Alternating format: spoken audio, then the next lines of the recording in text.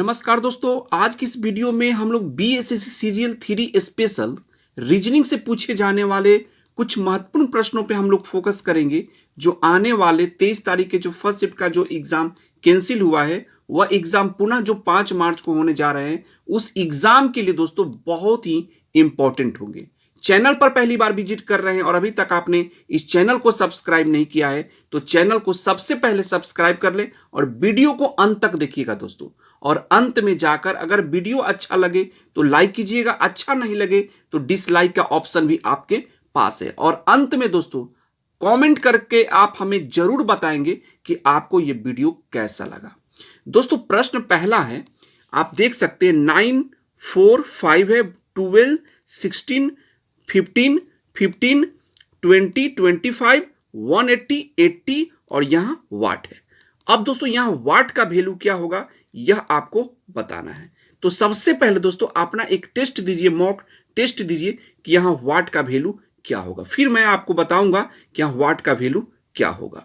और दोस्तों ऐसे प्रश्नों में बहुत सारे विद्यार्थी कंफ्यूज होंगे, कहीं आ भी तो नहीं हो रहे हैं। तो सबसे पहले आप इसे एक टेस्ट के रूप में आप टेस्ट दें, क्योंकि अब एग्जाम के बहुत ही कम दिन बचे हुए दोस्तों। 5 मार्च को आपका एग्जाम है और ऐसे प्रश्न पूछ दें तब आप क्या करेंगे। चलिए दोस्तों आप इसे सॉल्व करें।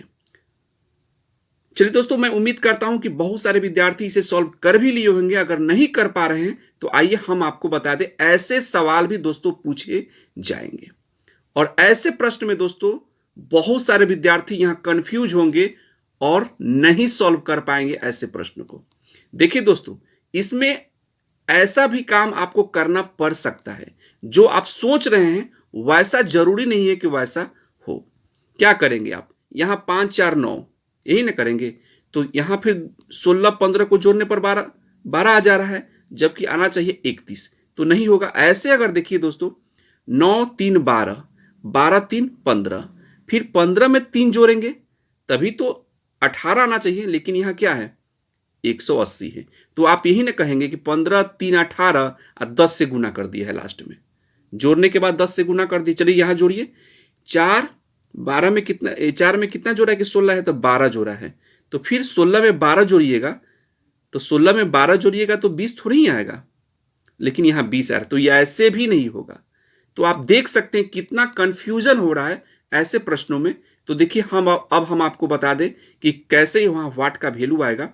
इसे देखिए ध्यान से दोस्तों, आपको यहां करना क्या है, 9, 12, 15, 9, 12, 15 का आपको एलसीएम निकाल लेना है।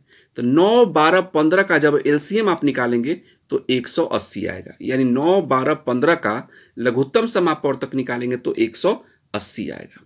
उसी प्रकार दोस्तों 4, 16, 20 का आप लघुत्तम समापवर्तक निकालेंगे तो 80 आएगा।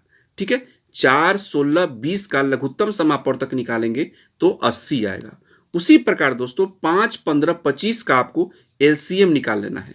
तो 5, 15 और 25 का आप एलसीएम निकालिए। तो एलसीएम निकालिएगा तो 5 इकाई 5 और ये 15, 50, 25। ठीक है, यहां तक हो गया, यानी 50, 25, 25 दिया 75, यानी वाट का जो वैल्यू होगा वह 75 होगा। देखेंगे ऑप्शन में 75 का है, ऑप्शन बी आपका बिल्कुल सही होगा। तो दोस्तों एलसीएम से रिलेटेड भी रीजनिंग में प्रश्न, रीजनिंग में तो दोस्तों कुछ भी पूछा जा सकता है, तो आप अपने माइंड में सेट कर ले कि ऐसे प्रश्न भी पूछे जाएंगे और पूछे जाएंगे तो आप दोस्तों ऐसे ही आप उसे सॉल्व करेंगे। उम्मीद करता हूं कि आप इसे समझ गए होंगे। चलते हैं दोस्तों, देखते हैं अगले प्रश्न को। दोस्तों इस वीडियो में हम आपको एकदम VVI जो बिहार सचिवालय सहायक परीक्षा के लिए जो सबसे इंपॉर्टेंट होते हैं और सबसे ज्यादा जो रीजनिंग के प्रश्न पूछे जाते हैं, हम आपको वैसे ही प्रश्न एक एक करके सभी प्रश्न हम आपको कराएंगे। देखते हैं अगले प्रश्न को। अब दोस्तों इस प्रश्न को देखिए, निम्न विकल्पों को चुनें जो दिए गए शब्द के अक्षरों का प्रयोग करके नहीं बनाया जा सकता है। दोस्तों इस प्रकार के प्रश्न बहुत फेमस होते हैं और हमेशा हमेशा पूछे जाते हैं, चाहे कोई भी एग्जाम हो। दोस्तों यहां एक जो शब्द लिखा हुआ है, यानी जो वर्ड लिखा हुआ है, इस वर्ड के लेटर से यानी अक्षर का प्रयोग करके कौन सा वर्ड नहीं बनाया जा सकता है। तो दोस्तों यहां देखिए रिम लिख, REAM, तो R इसमें है, ई भी है इसमें, ए भी है, एम भी है, यानी दोस्तों यह बनाया जा सकता है। ऑप्शन बी को देखिए, टर्न लिखा हुआ है टी, तो इसमें टी है तो हाँ है, यू यू यू भी है, आर आर भी है, एन तो यहाँ एन भी है, यानी ये बनाया जा सकता है। यह देखिए दोस्तों, एम तो एम भी है इसमें, ई इसमें ई भी है, आर आर भी है, सी सी भी है, वाई भी है, हाँ ये भी है, यानी ये बनाया जा सकता है। ऑप्शन डी को देखिए, मंथ लिखा हुआ है, एम तो एम इसमें है, हाँ है, ओ अब देखिए इसमें ओ है तो ओ नहीं है दोस्तों, यानी दोस्तों मंथ वर्ड इस वर्ड के अक्षरों से मिलकर नहीं बन सकता है, यानी यह आपका सही आंसर होगा। अगला प्रश्न है दोस्तों 111, क्वेश्चन नंबर 111, 4 है, 32 है, 7 है और यहां वाट है। तो दोस्तों यहां देखिए 4 से 32 कैसे हुआ, उसी प्रकार ठीक इसी प्रकार दोस्तों 7 से वाट बनना चाहिए। तो दोस्तों यहां देखिए 4, ठीक है 4 है, तो यहां दोस्तों अगर हम 4 का स्क्वायर कर लें, क्या कर दें 4 का स्क्वायर कर लें तो 16 हो जाएगा, और 16 में क्या करें दोस्तों 2 से गुना कर देंगे तो यह 32 आपका आ जाएगा। 4 का स्क्वायर करेंगे 16, 16 में 2 से गुना करेंगे 32, बिल्कुल। और अगला फिर क्या है 7, तो ठीक इसी प्रकार इसको भी हम करेंगे, 7 का स्क्वायर करके 2 से गुना कर देंगे, तो 7 का स्क्वायर करेंगे तो यह हो जाएगा 49, और 49 में 2 से गुना कर देंगे तो यह हो जाएगा 98, और यही आपका सही आंसर होगा। देख लेंगे ऑप्शन में 98 का है, ऑप्शन बी आपका सही होगा। चलिए दोस्तों अगले प्रश्न को देखते हैं। अब दोस्तों इस प्रश्न को देखिए, उस विकल्प का चयन करें जो दिए गए संयोजन के दर्पण प्रतिबिंब से काफी मिलता जुलता हो। दोस्तों दर्पण प्रतिबिंब या जल दर्पण प्रतिबिंब से संबंधित प्रश्न दोस्तों बिहार सचिवालय सहायक परीक्षा के लिए बहुत इंपॉर्टेंट है। आपसे दर्पण प्रतिबिंब या जल प्रतिबिंब हमेशा दोस्तों पूछेगा ही पूछेगा।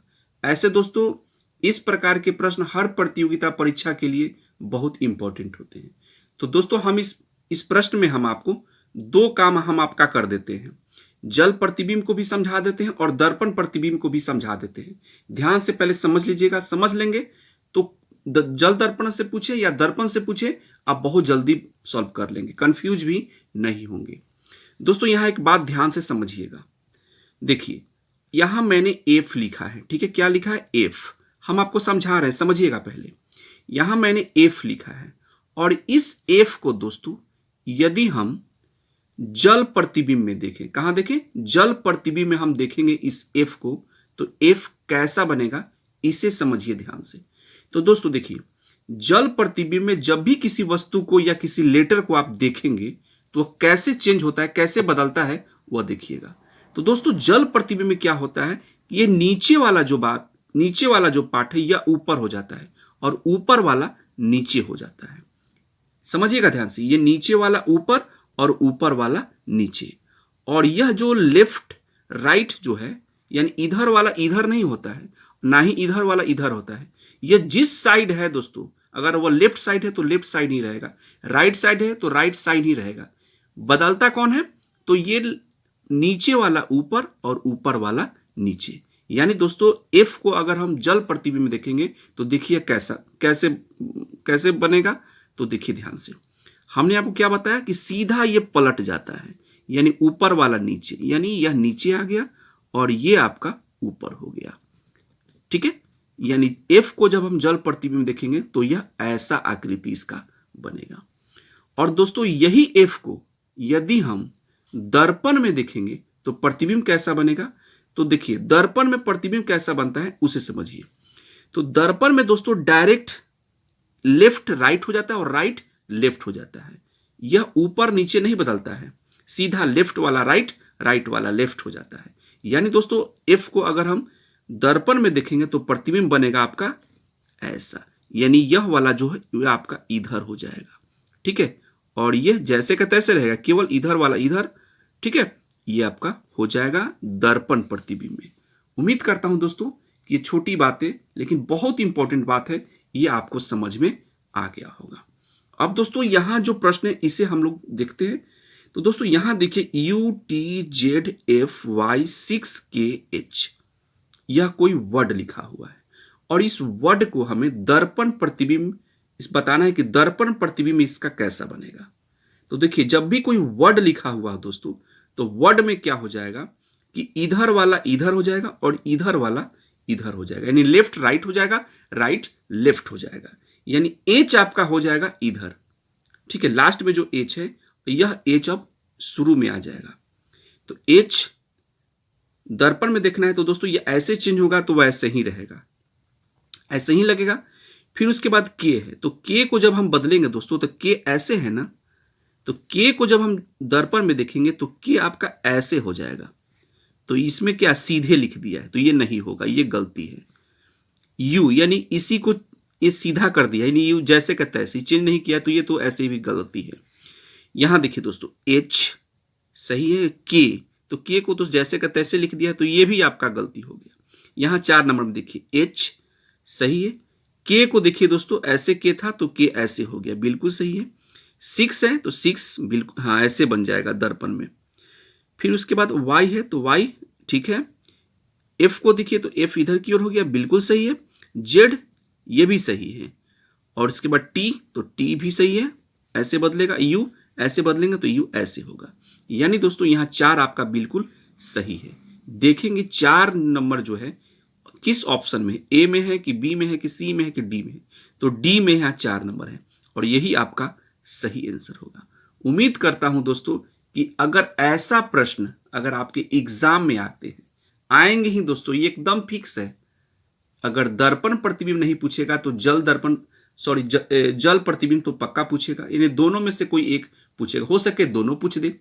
तो आप दोस्तों इस प्रश्न को बिना कंफ्यूजन के एकदम एक बार में ही सही और बिल्कुल करेक्ट सही बनाएंगे। देखते हैं दोस्तों अगले प्रश्न को। अब दोस्तों इस प्रश्न को देखिए, नीचे दिए गए शब्दों का एक सार्थक क्रम दर्शाएगा।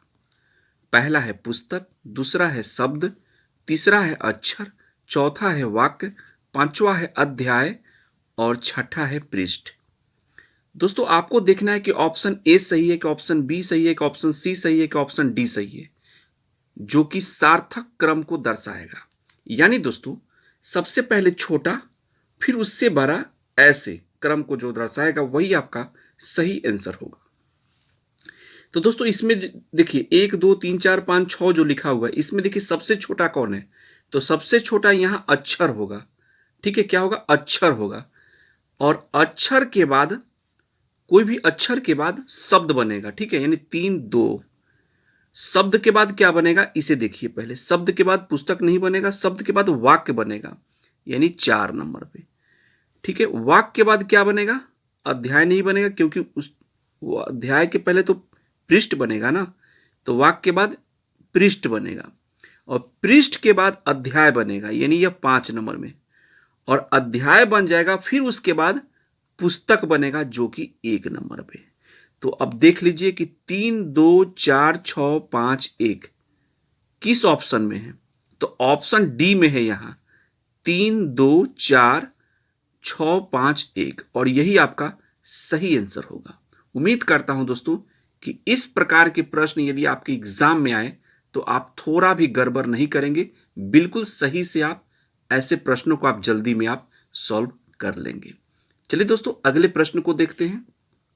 अब दोस्तों इस प्रश्न को देखिए, 72 है, 18 है, 56 है और यहां वाट है। दोस्तों यहां वाट का वैल्यू क्या होगा, अगर 68 72 यानी 18 में 4 से गुना करेंगे तो 72 आ जाएगा, यानी वाट में अगर हम 4 से गुना करें तो 56 आना चाहिए। तो ऐसा कोई ऐसी संख्या नहीं है दोस्तों कि जिससे हम 4 से गुना करने पर 56 प्राप्त कर लें, इस प्रकार तो ये नहीं होगा।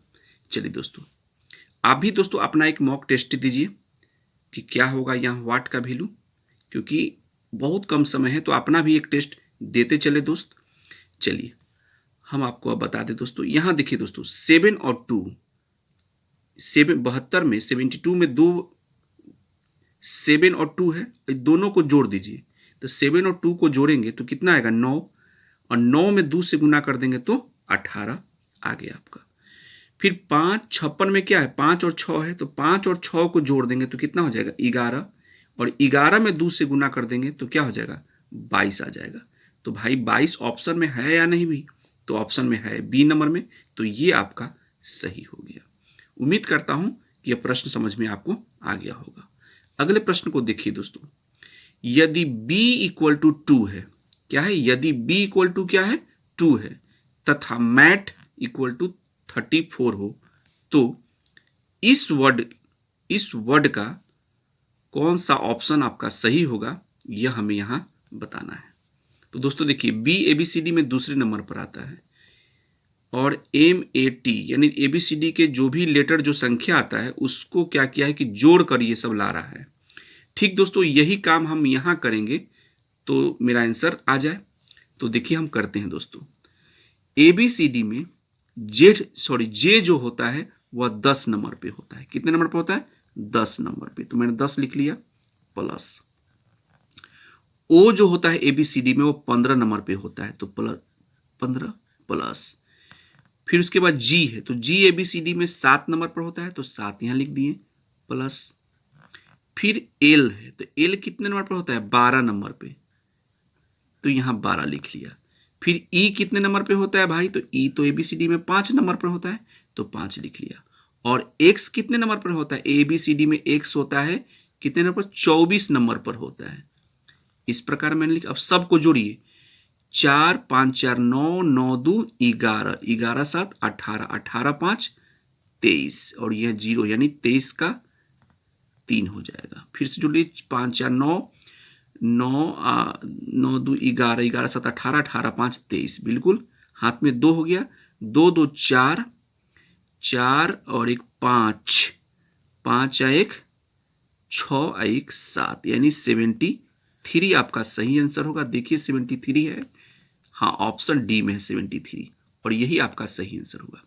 उम्मीद करता हूं दोस्तों कि यह प्रश्न भी आपको अच्छे ढंग से समझ में आ गया होगा। देखते हैं अगले प्रश्न को। अगला प्रश्न है दोस्तों, लता और गीता गोरी है, मिनी और माला शिक्षित है, लता और माला लंबी है, तो लंबी और गोरी कौन है। तो दोस्तों यहां देखिए, लता और गीता क्या है, गोरी है, ठीक है, लता और गीता गोरी है, मिनी और माला शिक्षित है, मिनी और माला शिक्षित है। फिर दोस्तों यहां देखिए, लता और माला लंबी है, यानी दोस्तों यहां लता जो है वह गोरी भी है और लता लंबी भी है, और प्रश्न में कह रहा है कि लंबी और गोरी कौन है, तो लंबी और गोरी लता तो ही है, और लता ही आपका सही आंसर होगा, जो कि लंबी और गोरी दोनों है। उम्मीद करता हूं दोस्तों यह प्रश्न आपको समझ में आ गया होगा। देखते हैं अगले प्रश्न को। अब दोस्तों इस प्रश्न को देखिए, एक आदमी ने 50 मीटर उत्तर की ओर चलकर अपनी दाईं ओर मुड़ता है और 100 मीटर चलकर फिर दाईं ओर मुड़ता है और 50 मीटर जाता है। वह आरंभिक स्थान से किस दिशा में है। तो दोस्तों समझिएगा ध्यान से, ये ऊपर आपका ये नॉर्थ हुआ यानी उत्तर, ठीक है, और नॉर्थ के ठीक अपोजिट क्या होता है, यह हो जाता है नॉर्थ के ठीक अपोजिट आपका साउथ हो जाएगा, और इधर आपका क्या हो जाएगा, ईस्ट, और इधर आपका हो जाएगा वेस्ट। समझिए इसको पहले, क्योंकि जब तक आप डायरेक्शन दिशा नहीं समझेंगे आपको दिक्कत होगा। यहां तक तो आप समझ लीजिए। जब भी दोस्तों एग्जाम में प्रश्न आए तो आपको ऊपर आपको नॉर्थ लेना है, नीचे साउथ लेना है, क्योंकि नॉर्थ का अपोजिट क्या होगा, साउथ होगा, और इधर आपका ईस्ट हो जाएगा पूरब, और पूरब का अपोजिट पश्चिम हो जाएगा। ये आप समझ लेंगे, फिर आपके लिए कुछ भी नहीं है।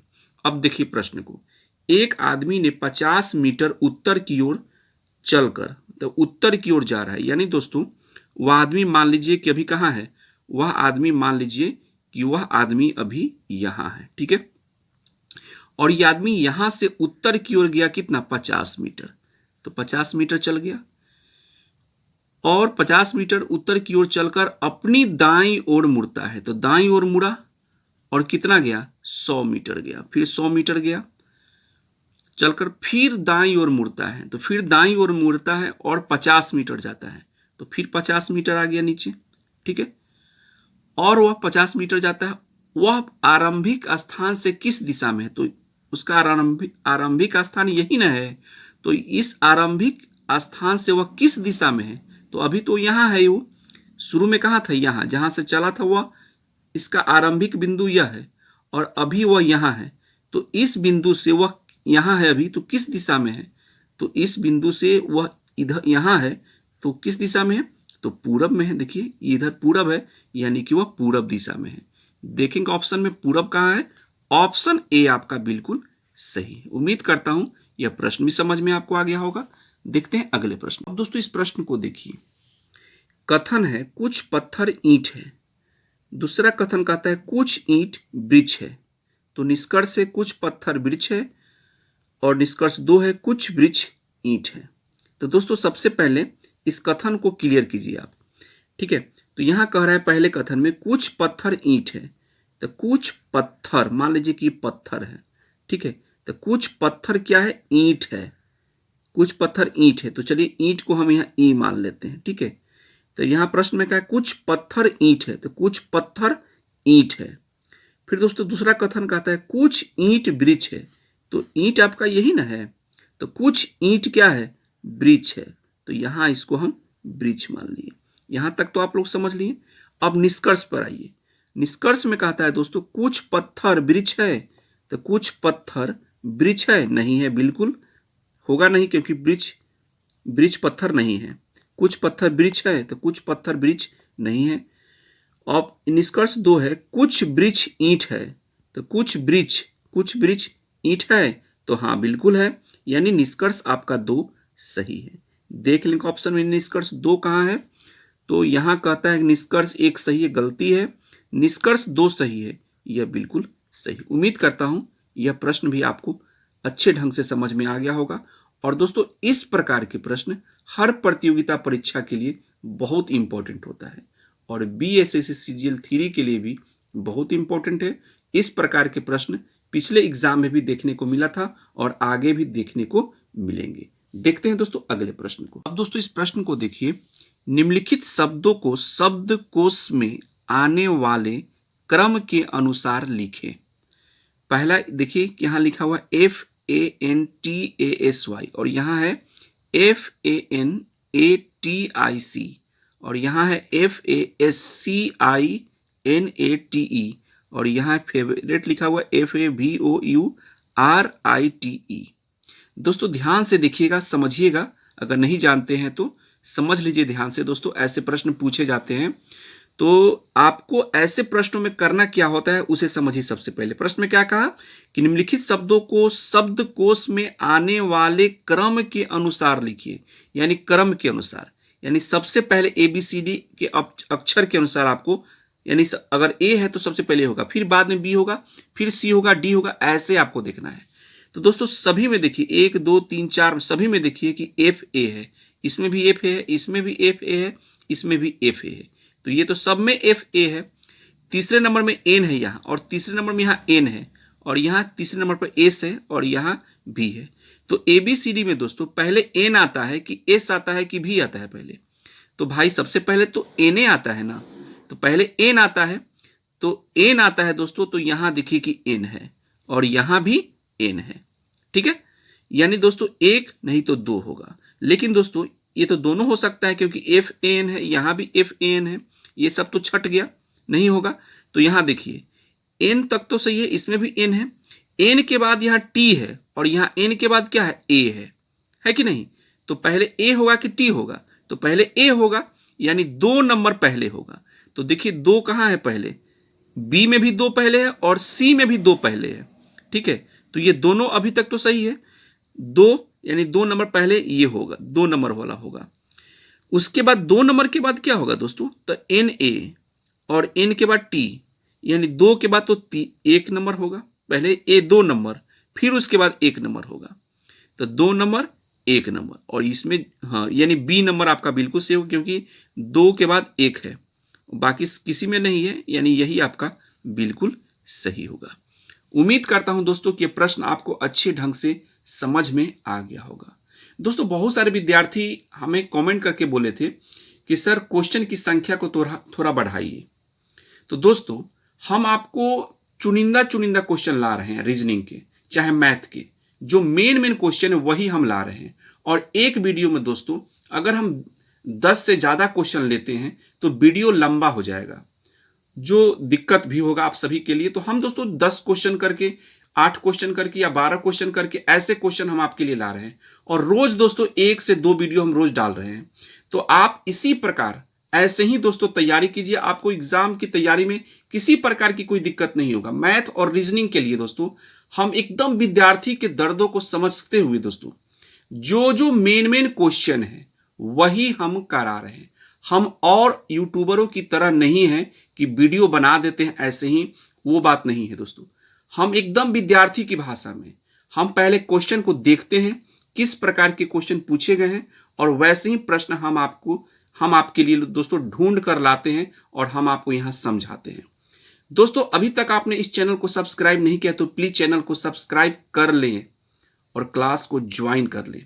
दोस्तों मैं अपने इस YouTube चैनल के माध्यम से सभी प्रतियोगिता परीक्षा की तैयारी हम मैथ और रीजनिंग का स्पेशली हम कराते हैं। बिहार सिविल कोड का भी हम क्लास अभी चला रहे हैं, तो आप जरूर देखते होंगे दोस्तों। यदि आप हमारे मतलब रेगुलर वीडियो को देखते हैं तो आप देखते होंगे हमारी इस वीडियो को कि हम BSc CGL की भी तैयारी करा रहे हैं, बिहार सिविल कोड के प्यून क्लर्क की भी तैयारी करा रहे हैं। तो इस प्रकार दोस्तों अगर हमारी वीडियो अगर आपको अच्छा लगता है तो चैनल को सब्सक्राइब करने के बाद उन सभी विद्यार्थियों के साथ शेयर जरूर करें, यह हमारी आपसे रिक्वेस्ट है।